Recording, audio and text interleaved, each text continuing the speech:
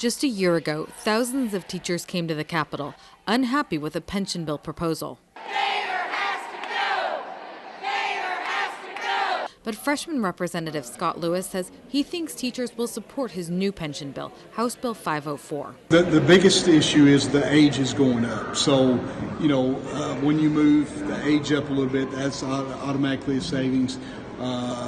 The sick days on the end won't be added to the last year's salary, but will be added in another component on the supplemental where they can also gain interest on that money. The Republican from Hartford is an educator who puts into the teachers' retirement system. He says he understands how important pensions are to teachers. And at least new hires going forward would understand that, yes, they've got a defined benefit, and it spells out to them, if I work to age 55, here's what I'll have.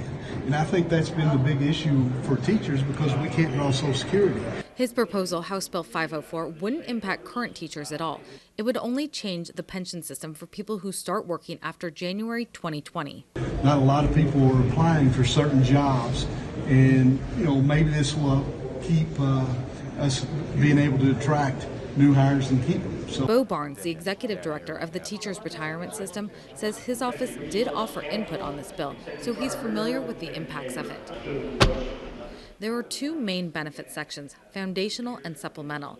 It's an 8% match for the foundational benefit. They work, if they reach age 55, and they have to be at least age 55 to retire, and they have at least 5 years, they can get some kind of very, very minimum benefit then. But basically, this plan is designed to encourage teachers to work well past current retirement ages. And the current retirement age right now for teachers is age 59. But they do have an ability to retire earlier if they want to, but there's an incentive for them to teach longer with this foundational plan. Both Lewis and Barnes have stressed a major priority is giving teachers a defined benefit plan. This graph shows how much teachers making $50,000 would make depending on their start age and vested years. A person who starts working at 25 and puts in 30 years would take home $21,000 in the foundational benefit. But if that same person kept working until 65, she would take home almost $66,000 each year. Once you hit 62 years old and 33 years of service, the benefits cap out. Currently, teachers can get full benefits at 27 years. Barnes explained teachers will also have a second benefit, a supplemental one. And that operates where the teacher puts 2% of their paycheck into this fund, and the Commonwealth puts 2% of the paycheck into this fund. This savings component that's in the supplemental plan, which they can either have a lump sum refund of that, or they can seek to annuitize that as well. And in addition to those mandatory contributions of 2% by the teacher and 2% by the state, the voluntary contributions may also be made by the teacher or by the state to go into that fund and build it up. So this bill is also different than the current pension system when it comes to the Commonwealth's responsibility. This bill caps the Commonwealth's obligation at that 10%.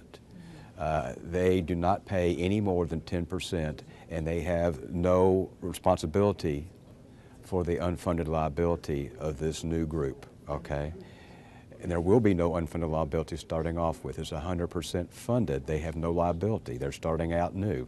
The statute says the pension must be 90% funded, and securities have been made in the bill for that. There's something called a stabilization account where if we have additional funding coming in we don't need in good years, it goes in there, kind of like a rainy day fund. If there's a problem with the foundational fund, that's where the supplemental fund can come in. There'll be a reduction in the mandatory employee teacher contribution to the supplemental fund, that 2%, a mandatory reduction in the employer contribution of 2% in that fund, so you could reduce it from 2% for each to maybe 1.5% or 1%, and then have that money go over to the foundational fund. So for example, if it goes down to 95% funded and you want to fund it back up to 100%, take some of that money there for a short period of time, move it over here, get up to 100% funded in the foundational, and then when it's there, you can move it back. There's other triggers as well. You could potentially even raise retirement age, change benefit factors.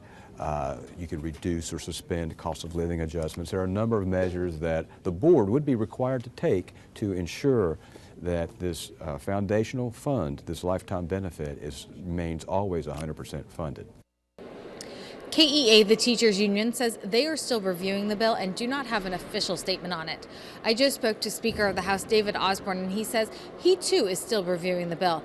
But he did say he wonders if a bill that was only worked on by a few people will be able to pass the entire House this session. In Frankfort, Annie Anderson, Spectrum News 1.